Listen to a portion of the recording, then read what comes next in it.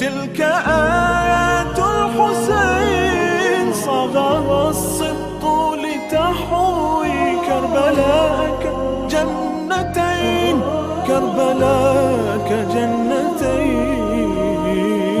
اعوذ باللہ السمیع العلیم من الشیطان اللعین الرجیم. بسم اللہ الرحمن الرحیم. الحمد للہ رب العالمین والصلاة والسلام علی سید الانبیاء والمرسلین سیدنا و مولانا بالقاسم محمد وآلہ الطیبین الطاہرین. اما بعد، فقد قال رسول اللہ صلی اللہ علیہ وآلہ وسلم: ان الحسین مصباح الہدیٰ. ہمارے تمام معزز ناظرین کی خدمت میں سلام کا ہدیہ پیش کرنے کے بعد ان سے گزارش کرنی ہے کہ ہم لوگ اس موضوع کی اور اس سیریز کے اندر اس بات کا جائزہ لینے کی کوشش کریں گے کہ امپورٹنٹ ایسپیکٹ آف حسینیت کیا ہیں، وہ خاص پہلو جو حسینیت سے متعلق ہیں ان کا جائزہ لینے کی کوشش کی جائے گی. تو جو خاص اور اہم رخ ہیں اس کے اندر، وہ سب ہم لوگ اپنے سامنے آپ کے سامنے لانے کی کوشش کریں گے. اور اس میں توجہ فرمائیے گا کہ امام حسین علیہ السلام کا جیسے ہر آدمی کا ایک بیک گراؤنڈ ہوتا ہے، اس کا ایک خاندان ہوتا ہے، ویسے ہی آپ کے ساتھ بھی بہت سے پہلو وابستہ ہیں. ایک پہلو تو یہ ہے کہ آپ حضرت محمد مصطفیٰ صلی اللہ علیہ وآلہ وسلم کے نواسے ہیں. آپ کی بیٹی جناب فاطمہ زہرا سلام اللہ علیہا، جن کو تمام عورتوں کی سردار قرار دیا گیا ہے، ان کے بیٹے ہیں. حضرت علی ابن ابی طالب علیہ السلام کے فرزند ہیں. آپ کے بھائی امام حسن، آپ کی بہنیں جناب زینب و جناب ام کلثوم. یہ آپ کا وہ خاندانی تعارف ہے جو عام طور پر آپ سنتے رہتے ہیں اور جانتے رہتے ہیں. لیکن جو متوجہ کرنا ہے آپ کو کہ جب ہم حسینیت کو، یعنی آپ کی اس تحریک کو، آپ کی اس فکر کو جو آپ نے پیش کی اور جس کے اثرات ساری دنیا میں اور ساری انسانیت کے اوپر ہوتے رہے ہیں، اس کا جائزہ لینا چاہیں گے اور کوشش کریں گے ان دنوں میں، تو آپ کے سامنے سب سے پہلی بات یہ آتی ہے کہ اگر براڈ ڈویژن کیا جائے اس کا، تو امام حسین علیہ السلام کی ایک زندگی وہ ہے جو آپ کی پیدائش سے، آپ کی ولادت سے شروع ہوتی ہے، اور اس کے بعد اس میں آپ کا معاملہ یہ ہے کہ آپ کے نانا، آپ کے بابا، آپ کی والدہ اور آپ کے بھائی امام حسن علیہ السلام کی زندگی تک کا ایک رخ ہے. اچھا، یہ ہوتا یہ ہے کہ یہ بات ہمیشہ ہوتی ہے کہ جب آپ کبھی جائزہ لینا چاہیں تو آپ کو بہت آسانی سے یہ معلوم ہو جائے گا کہ ایک انسان کی رسپانسبلٹیز جب اس کے اوپر آ جاتی ہیں، جب وہ خود قائد کی حیثیت سے آتا ہے تو کچھ اور ہوتی ہیں. لیکن اس کام کے لیے اس سے کوشش بعد میں کرنا پڑتی ہے، وہ ماحول اسے تیار کرتا ہے. حضرت محمد مصطفیٰ صلی اللہ علیہ وآلہ وسلم ایک انقلاب لے کے آئے اسلام کی صورت میں. کہنے کو تو یہ خالی جملہ ہے کہ قولوا لا الہ الا اللہ تفلحوا، لا الہ الا اللہ کہو تاکہ تم فلاح پاؤ. اچھا، ہماری بھی اپنی کمزوری ہوتی ہے اور ہمارا سماج یہ سمجھتا ہے کہ کچھ ظاہری چیزیں ہیں جن کو کہنے سے آدمی مسلمان ہو جاتا ہے. یا اسلام آیا تو اس نے 5 وقت نماز پڑھوا دی، جب اسلام دنیا میں آیا تو اس نے مثلاً حج کے احکام کو اس طرح نافذ کر دیا، 1 مہینے کا روزہ رکھوا دیا. لیکن جب بھی آپ اس بات کا جائزہ لیں گے تو آپ کو اندازہ کرنا پڑے گا کہ اللہ کے رسول ایک بہت بڑا انقلاب لے کر کے دنیا کے سامنے آئے اسلام کے نام سے. کیونکہ اسلام دیکھیے بنیادی طور پر توحید یا اللہ کی وحدانیت، اس کی طرف ہمیں متوجہ کرتا ہے کہ جو اتھارٹی ہے وہ اللہ کی ہے، اور ہر آدمی کی زندگی گاڈ اورینٹڈ ہونی چاہیے، یعنی خدا نما، خدا کی طرف اس کا رخ ہونا چاہیے. ہم لوگ کہتے بھی رہتے ہیں اور اکثر آپ سنتے ہیں کہ اسلام جو ہے وہ سلم سے نکلا ہوا دین ہے، اور سلم کے معنی امن پسندی ہیں. ایک رخ یہ ہے، اور ایک رخ یہ ہے کہ اسلام کا کہ اصلی معنی یہ ہے کہ اللہ کی اطاعت میں، اللہ کے لیے، اللہ کی مرضی پر اپنے کو قربان کر دینا، یا اس کے سامنے اپنے کو سرنڈر کر دینا. پروردگار عالم کے سامنے انسان اپنے کو سرنڈر کر دے، یہ اصل اسلام ہوا.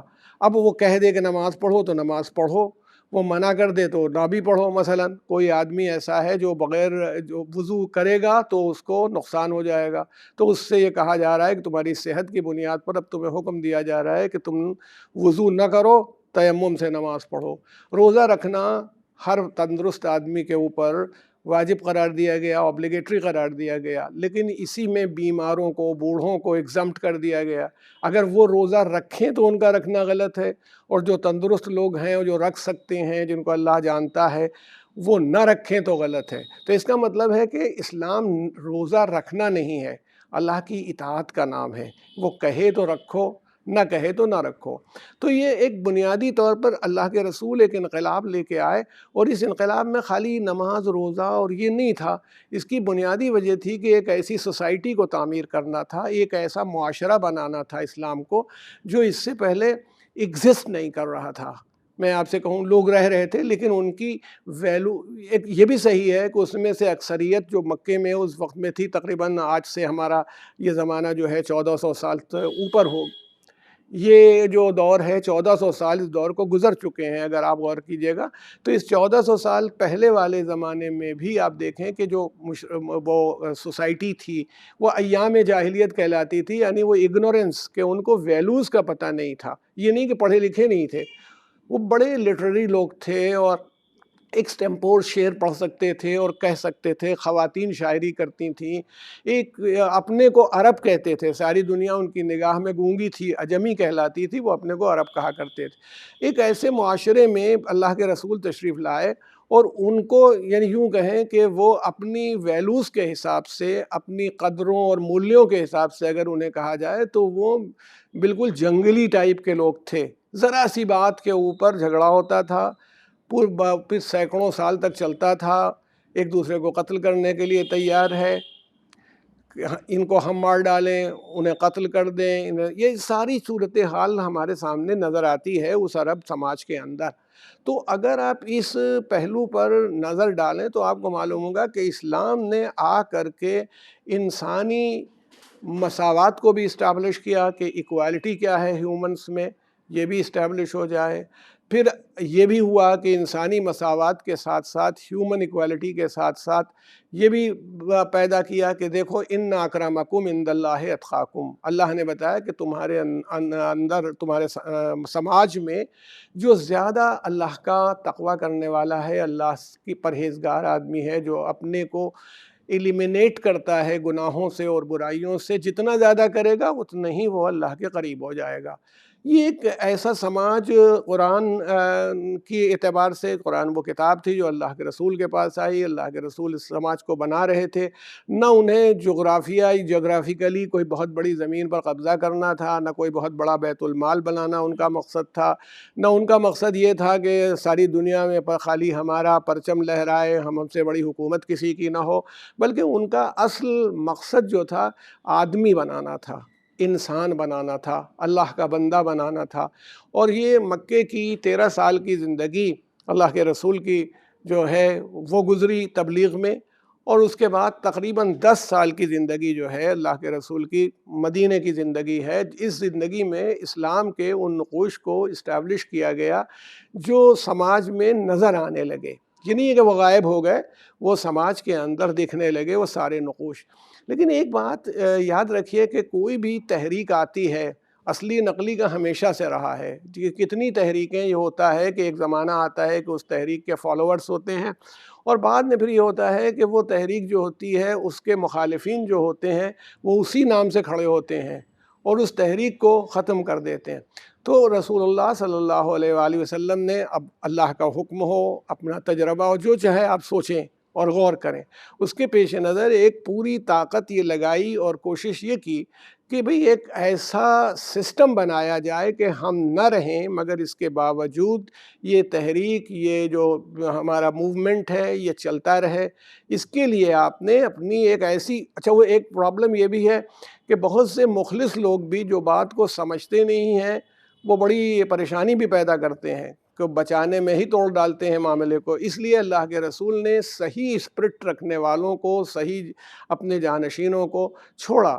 امیر المومنین حضرت علی ابن ابی طالب علیہ الصلاۃ والسلام کی پرورش پیغمبر نے اسلام کے آنے سے پہلے ہی اپنی آغوش میں کی، اور امیر المومنین جناب خدیجہ سلام اللہ علیہا کے بعد وہ پہلے انسان تھے جنہوں نے کلمہ لا الہ الا اللہ محمد رسول اللہ زبان کے اوپر جاری کیا۔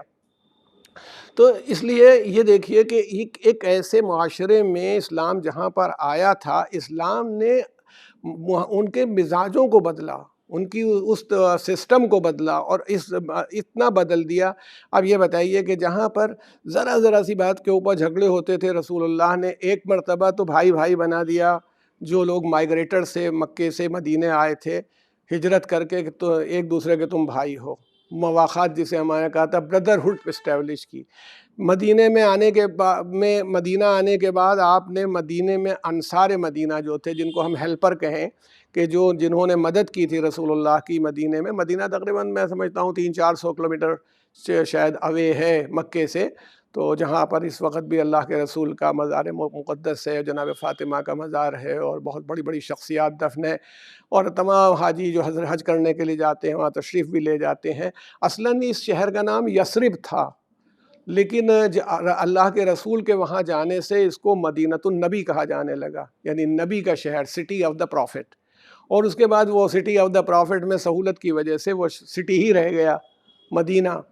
تو مدینے کو بھی بہت مقام حاصل ہوا، اور اس اعتبار سے کیونکہ پہلا جو اسلامی معاشرہ تعمیر ہوا وہ مدینے میں ہوا۔ ایک انصار میں سے ایک بندے کو، جو ہیلپرز تھے وہاں کے قبیلہ تھا، اس کو ایک مائیگریٹر جو آیا تھا مہاجر، اس کا بھائی بنا دیا، یعنی ایک وہ بردرہڈ قائم کیا۔ یعنی تو اس کا مطلب ہے کہ اسلام مزاجوں کو بدل رہا تھا۔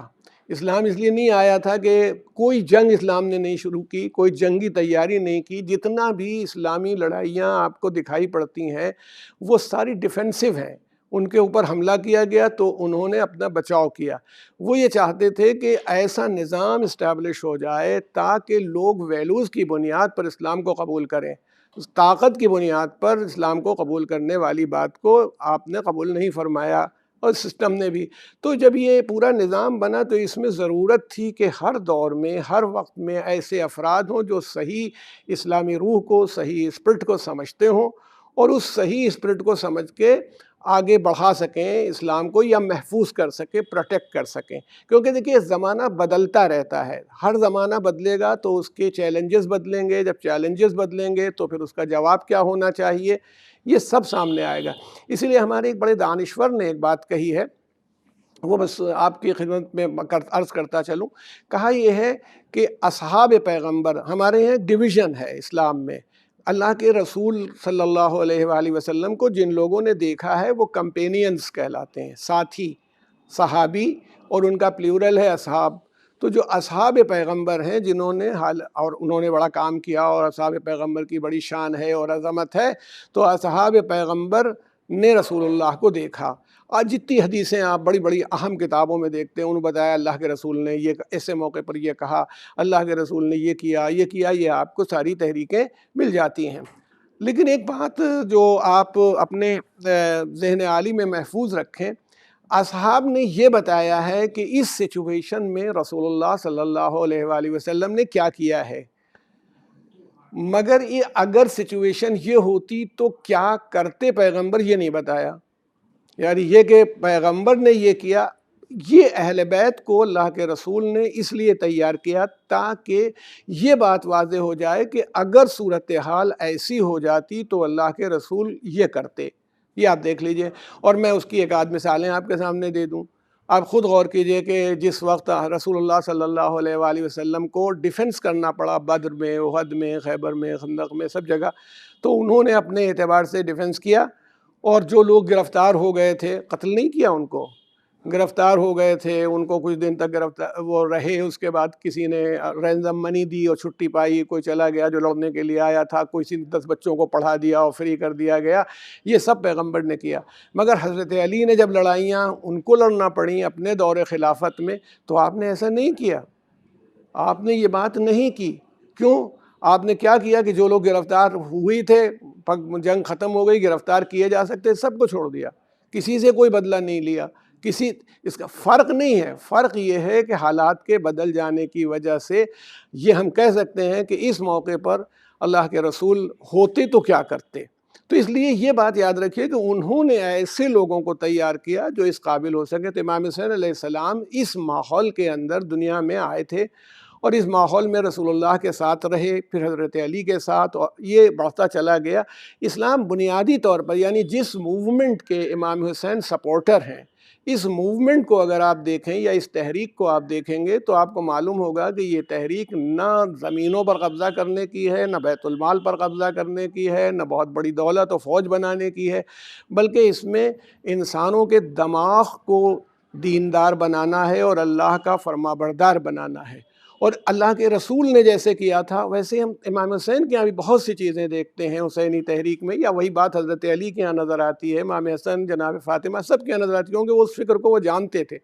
تو جب آپ رسول اللہ صلی اللہ علیہ وآلہ وسلم کو دیکھیں، وہ عرب گورے چٹے ہوتے تھے، ان کا رنگ سفید تھا۔ آج بھی کالوں کو گورے لوگ پسند نہیں کرتے، زبان سے نہ بھی کہیں تو ان کو اچھا نہیں لگتا ہے۔ تو اس کا مطلب ہے کہ ریشیل ڈسکریمنیشن تھا۔ پھر جو افریقن ہیں ان کو پسند نہیں کیا جاتا تھا۔ اللہ کے رسول نے جناب بلال کو اپنے مؤذن کو اپنا مؤذن بنایا، اذان دینے والا، اور جب کہ آپ کا لہجہ بھی یہ تھا کہ آپ شین نہیں بول پاتے تھے، اشہد ان لا الہ الا اللہ آپ نہیں کہہ سکتے تھے، آپ اشہد ان لا الہ الا اللہ کہتے تھے۔ عرب والوں کو ناگوار بھی تھا، مگر رسول اللہ نے جناب بلال کو بلایا، اور جب ٹریول کرتے تھے، سفر کرتے تھے، تو بلال کو اپنی سواری پر ساتھ رکھتے تھے، کبھی خود سوار ہو جاتے تھے، کبھی بلال کو اونٹ پہ بٹھاتے تھے، کبھی دونوں ہوتے تھے۔ اپنا جو کھانا ہوتا تھا جناب بلال کے ہاتھ میں ہوتا تھا، یہ ماحول تھا۔ اسی طرح سے جناب فضہ کے جو کنیز آئی ہیں جناب فاطمہ زہرا کی، ان کا بھی یہی انداز تھا، ایک دن یہ کام کرتی، ایک دن وہ کام کرتی۔ تو کربلا میں امام حسین علیہ الصلوۃ والسلام نے یہی فکر پیش کر کے دکھا دی کہ وہ غلام جو آپ کے ساتھ تھے ان کی شان ہمارے سامنے آ جاتی۔ کوئی سوچ سکتا ہے، کوئی اس بات کو غور کر سکتا ہے کہ آپ جب ان ہنگامی حالات میں جب غلام شہید ہوئے ہیں اور جب غلام مر رہے تھے کربلا میں امام حسین کی نصرت کے موقع کے اوپر، بھوکے اور پیاسے، جن کو آپ نے اجازت دے دی تھی چلے جاؤ، تم ہمارے آرام کے دنوں کے ساتھی تھے، اب تم یہ ہمارا سر چاہتے تم چلے جاؤ، تمہیں اجازت دیتے ہیں۔ اس کے بعد بھی انہوں نے جانا گوارا نہیں کیا اور امام حسین کے ساتھ شہید ہوئے۔ اور ہمیں ملتا ہے کہ سید الشہداء بیٹھ گئے ان غلاموں، کئی غلاموں کے ساتھ یہ ہوا کہ بیٹھے، اور آپ عرب کی جلتی ہوئی گرم ریت کو سوچیے، اس میں ایک ایسی شان کے والا آدمی بیٹھ جائے جو لیڈر بھی ہے، قائد بھی ہے، عرب بھی ہے، رسول اللہ کا نواسہ بھی ہے، اتنی بڑی بڑی شخصیات سے اس کا رشتہ بھی ہے، تمام صفات اس کے پاس موجود ہے، مگر بیٹھ کر کے نہ صرف اس کو اٹھا کے گود میں لینا بلکہ اس کے رخسارے پر اپنے رخسارے کو ملنا، یہ سب چیزیں دکھاتی ہیں کہ جو فکر اللہ کے رسول لے کے آئے تھے امام حسین اسی کے پروٹیکشن میں لگے ہوئے تھے، یہ ہمیں ملتا ہے۔ اور اسی لیے غلاموں کو بھی اس بات کا اندازہ تھا، جو میں آپ سے عرض کروں کہ اب بات جناب بلال کی آ گئی ہے کہ رسول اللہ صلی اللہ علیہ وآلہ وسلم کے بعد جو تبدیلی بھی جناب بلال رضی اللہ تعالیٰ عنہ نے دیکھی ہو، جناب بلال نے اذان دینا چھوڑ دی تھی، کہا تو میں نے نظر مان لی، قسم کھا لی ہے کہ میں اذان نہیں دوں گا۔ مدینے میں رہنا چھوڑ دیا کہ اب مدینہ رسول اللہ نہیں رہ گئے، میں نہیں رہوں گا، اور شام چلے گئے، سیریا چلے گئے۔ مگر اللہ کے رسول کو جیسا کہ روایات میں آیا، خواب میں دیکھا کہ تم نے میری ڈیوڑی چھوڑ دی، بلکہ یہ فرمایا رسول اللہ نے تم نے بھی میری ڈیوڑی چھوڑ دی۔ تو بس دوسرے ہی دن تیار ہو کر کے مدینے آئے، اور مدینے میں آنے کے بعد آپ نے جناب فاطمہ زہرا سلام اللہ علیہا کے دروازے کے اوپر دستک دی۔ رسول اللہ جس گھر میں رہتے تھے وہاں ان کو اندازہ تھا کہ کون سی ڈیوڑی اللہ کے رسول چاہتے ہیں، وہاں تشریف لے گئے، راستے میں امام حسن اور امام حسین کو اپنے کندھوں پر سوار کیا۔ بتائیے ان کا سن بھی 7-8 سال کا تھا، ان بچوں کا تو کوئی بہت چھوٹے بچے نہیں تھے، مگر احتراماً اور لے کے آئے۔ اور جناب فضہ کے یہ کہنے پر کہ میں نے تمہاری اذان نہیں سنی ہے، اذان دو، ان کا کہنا، جناب فضہ نے کہا کہ شہزادی کہہ رہی ہیں کہ تم اذان دو، تو فرمایا کہ میں نے تو نظر مان لی ہے کہ میں اذان نہیں دوں گا، تو اب میں کیسے اذان دوں؟ شہزادی سے کہیے میں نے قسم کھا لی ہے۔ تو ارشاد فرمایا جناب فاطمہ نے کہ جاؤ بلال سے کہو تمہیں میرے حق کی قسم ہے، اذان دو۔ تو جب اذان جناب بلال نے شروع کی تو بیان کیا جاتا ہے کہ بس اللہ اکبر کہا، اشہد ان لا الہ الا اللہ کہا، اشہد ان محمد رسول اللہ کی آواز سن کر کے جناب فاطمہ بے ہوش ہو گئیں، اور بلال سے کہا گیا کہ اذان روک دو۔ اب اس کے آگے اذان نہ دینا ہے، کیونکہ شہزادی بے ہوش ہو گئی، پتہ نہیں ان کا کیا عالم ہو۔ تو میں یہ کہتا ہوں کہ جناب بلال جیسا مؤذن، رسول اللہ کا مؤذن، رسول اللہ کی مسجد، وہاں اشہد ان محمد رسول اللہ کی آواز جناب فاطمہ کو اتنا متاثر کر گئی کہ آپ غش میں آ گئیں۔ مگر کربلا میں ہم نے وہ منظر بھی دیکھا کہ یہ آواز نہیں دی جا رہی تھی کہ اشہد ان محمد رسول اللہ، بلکہ آواز یہ آ رہی تھی جناب زینب کے کانوں میں، جناب ام کلثوم کے کانوں میں کہ الا قتل الحسین بکربلا، یہ آگاہ ہو جاؤ کہ حسین قتل کر دیے گئے کربلا میں، آگاہ ہو جاؤ کہ حسین ذبح کر دیے گئے کربلا میں۔ انا للہ و انا الیہ راجعون سیعلم الذین ظلموا ای منقلب ینقلبون۔